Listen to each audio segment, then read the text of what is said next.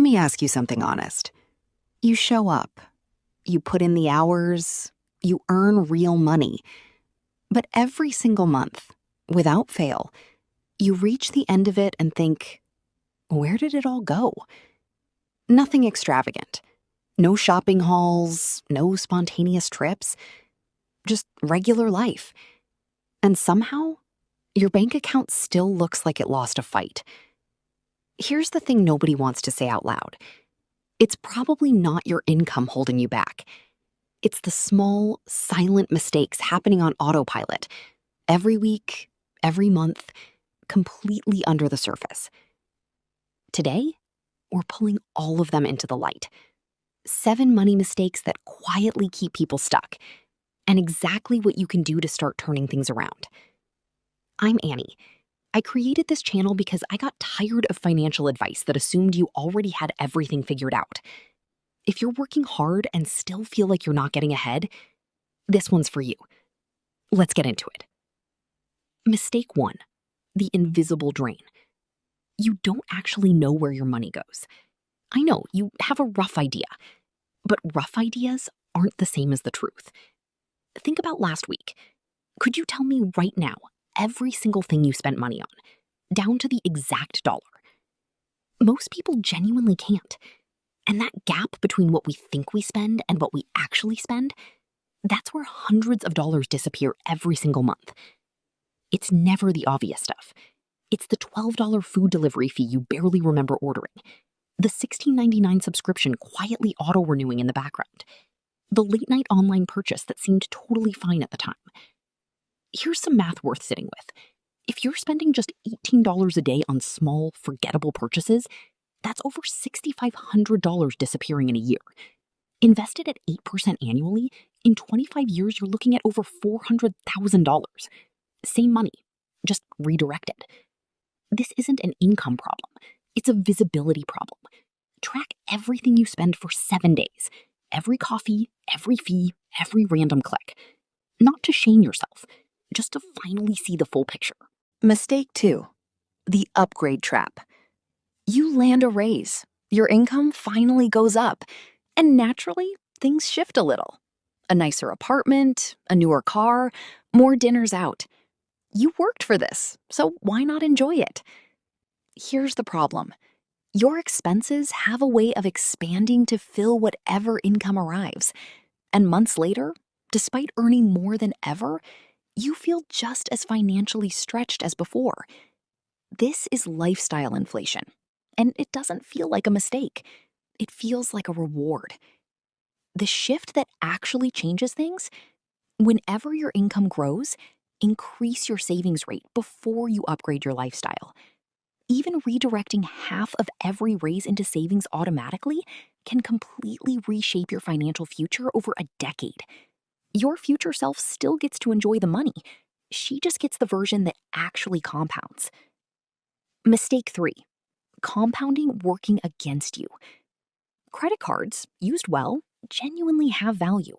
Rewards, fraud protection, flexibility. But carrying a balance month to month, that's where the story changes completely. The average credit card interest rate right now is hovering above 20%. We talk about compound interest like it's magic, money growing on itself, quietly building wealth. That's true. But compound interest doesn't care which side of it you're on. When you're carrying credit card debt, that same force is working just as hard, except it's draining your money instead of growing it. A $4,000 balance at 20% interest with only minimum payments could take years to clear and cost you thousands in the process. That's not just lost money, that's wealth that could have been building for your future, handed directly to someone else. One clean rule: if you can't pay the full balance when the statement arrives, you can't truly afford it yet. Mistake 4, the price of waiting. 2 women, same income, same monthly investment of $250, same 8% annual return. The only difference is when they start. Sophia starts at 22. Priya starts at 32. By the time they both reach 65, Sophia has over $900,000. Priya has around $375,000. Same discipline, same amount invested. A 10-year difference that cost Priya more than $500,000. Investing isn't something you do once you have enough money.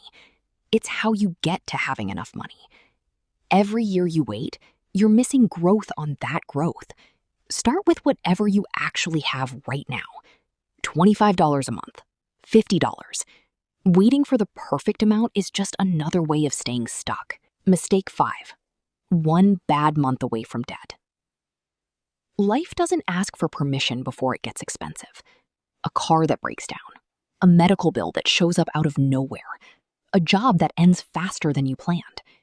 These things happen, and when they do, the question isn't if you'll need money, it's where that money is coming from. Without a cash cushion, every unexpected expense becomes a debt decision. And once debt enters the picture, the interest compounds, the stress builds, and getting back to zero becomes an entire project.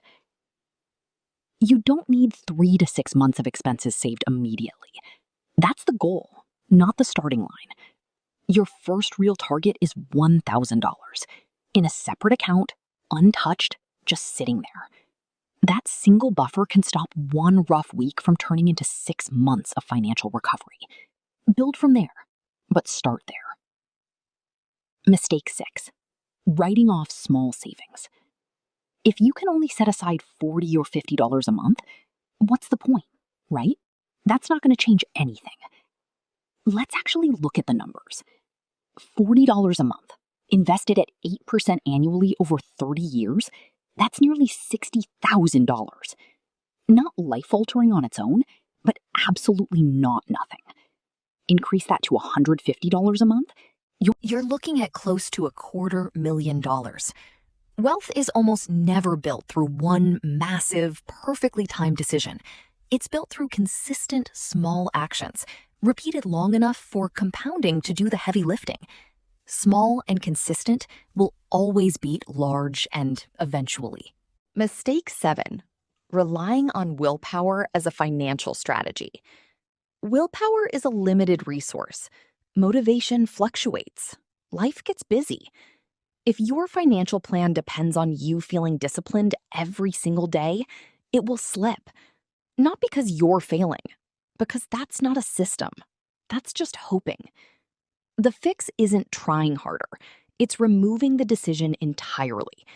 Set up automatic transfers to savings the day your paycheck hits, before you even see the money. Use a simple framework like the 50-30-20 split to structure your spending. Automate your investments so they move without you manually choosing them each time. When the right financial behaviors happen automatically, you stop relying on motivation to stay on track. And that's the point where things actually start to shift. You don't need a massive income to build real wealth. You don't need to have it all figured out. You don't need to transform your entire financial life this weekend. What you need is to look at these 7 mistakes, honestly, and choose the one that feels most familiar. Then do one thing about it this week.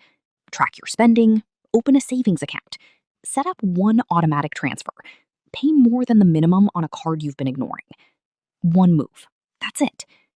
Most people who've built real, lasting financial security didn't do it through inheritance or extraordinary luck. They did it through habits.